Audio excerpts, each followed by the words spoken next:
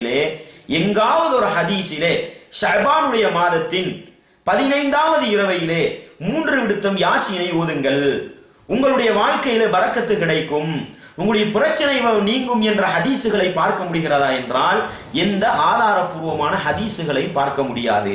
எனவே நபி வழிகள் காட்டித்தராத ஒரு முறையிலே நாங்களாக தீர்மானித்து நல்லது என்று முடிவு பண்ணி 3 யாசீனை ஓதி ஒரு விதமான முறையிலே நாங்கள் பிரார்த்தனை செய்தால் அது அங்கீகரிக்கப்படுமா என்பதை பற்றி கொஞ்சம் சிந்தனை செய்து பார்க்க வேண்டிய கடமை முஸ்லிம்களாகிய எங்களுக்கு இருக்கிறது. எனவே அன்பான இஸ்லாமிய சகோதரர்களே, இப்படி 3 யாசீனை குறிப்பிட்டு ஓதி பிரார்த்தனை செய்கின்ற ஒரு வழிமுறையும் நபிகளாருடைய அந்த வணக்க வழிபாடுகளில் சுன்னாக்களில் கிடையாது என்பதை நாங்கள் புரிந்து கொண்டு நாங்கள் செய்கின்ற வணக்க வழிபாடுகளை நபிகளார் செய்திருக்கிறார்களா என்று பார்த்து செய்கின்ற ஒரு நிலை வர வேண்டும். அடுத்த விடயம் என்னவென்றால், அந்த இரவையை குறிப்பிட்டு ஏதாவது தொழுகைகளை தொழ முடியுமா என்று கேட்டால் அதை பொறுத்தவரையில் நாங்கள் வளமையாக தொழுது வருகின்ற தொழுகையாக இருந்தால் அந்த இரவையிலும் தொழுவலாம், தவறு கிடையாது. அப்படி வளமையாக தொழுது வராமல் இந்த இரவை மாத்திரம் குறிப்பிட்டு ஸலாத்துர் ரகாயிப் என்று 100 ரக்காத் தொழுகிற வளமை இருந்திருக்கிறது. அந்த இரவுக்கு மாத்திரம் குறிப்பிட்டு 6 ரக்காத்துக்கள் தொழுகிற வளமை இருந்திருக்கிறது. இப்படியெல்லாம் தொழுகிற ஒரு நிலை இருக்குமாக இருந்தால் அல்லாஹ் பாதுகாக்க வேண்டும். நபிகளார் ஸல்லல்லாஹு அலைஹி வஸல்லம் அவர்கள் காட்டித்தராத முறையிலே நாங்கள் வணக்கங்களை செய்து அல்லாஹ்விடத்தில் குற்றவாளிகளாக நாங்கள் மாறிவிடக் கூடாது. ஏனென்றால் நபிகளார் ஸல்லல்லாஹு அலைஹி வஸல்லம் சொன்னார்கள், மன் அஹதத ஃபீ அம்ரினா ஹாதா மா லைஸ மின்ஹு ஃபஹுவ ரத்துன்.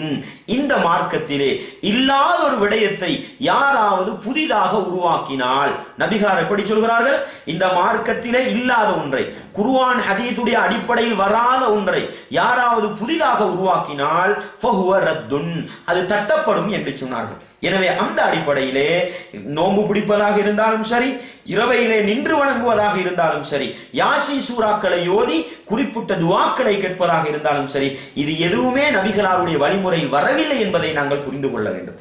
அதே போன்றுதான் அன்றைய இரவையிலே என்ன செய்வார்கள், பராஅத் ரொட்டி என்ற ஒரு வகையை சுடுவார்.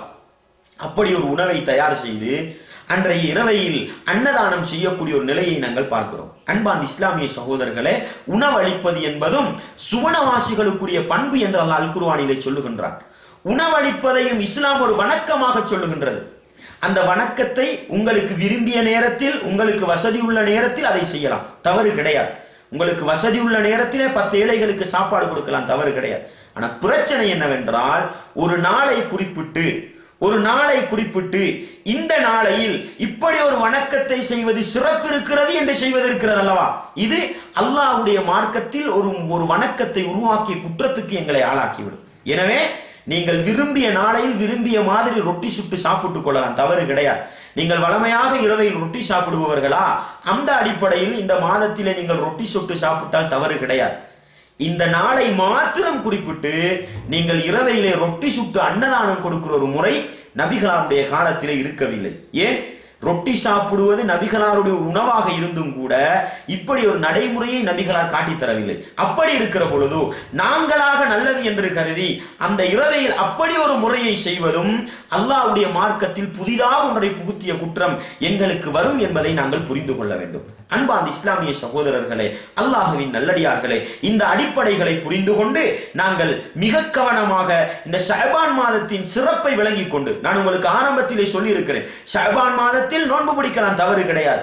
ஆனால் ஷஅபான் மாதத்தின் 15வது நாளை குறிப்பிட்டு பராத் என்ற ஒரு நோன்பை பிடிப்பதோ அல்லது யாசீன் ஓதுவதோ அல்லது இரவையில் நின்று வணங்குவதோ அல்லது ரொட்டி போன்றவைகளை சுட்டு அன்னதானம் கொடுப்பதோ நபி வழிகளில் இல்லாத மார்க்கத்தில் புதிதாக புகுத்தப்பட்ட ஒரு பித்அத்தான ஒரு அனாச்சாரமான ஒரு செயல் என்பதை நாங்கள் உள்ளத்திலே ஆழமாக நிறுத்திக் கொள்ள வேண்டும். நபிகளார் ஸல்லல்லாஹு அலைஹி வஸல்லம் சொன்னார்கள், வார்த்தைகளில் சிறந்தது அல்லாஹ்வுடைய வார்த்தை அல் குர்ஆன், நபிகளார் நடைமுறைகளில் சிறந்தது நபிகளாருடைய நடைமுறை.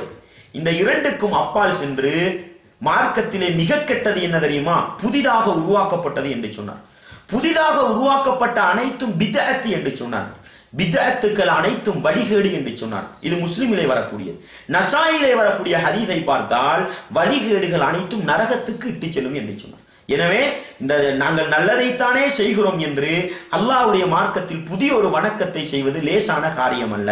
அது எங்களை பித்அத்தை செய்தவர்களாக ஆக்கி அதனூடாக வழிகட்டவர்களாக ஆக்கி மறுமை நரகத்துக்கு செல்லுகின்ற மிக மோசமான ஒரு வேலை என்பதை புரிந்து கொண்டு இந்த ஷஅபான் மாதத்தை முன்னிட்டு நாங்கள் செய்யக்கூடிய இந்த விடயங்களில் மிக கவனமாகவும் மிக எச்சரிக்கையாகவும் இருக்க வேண்டும் என்பதை உள்ளத்திலே நாங்கள் ஆழமாக நிறுத்திக் கொள்ள வேண்டும்.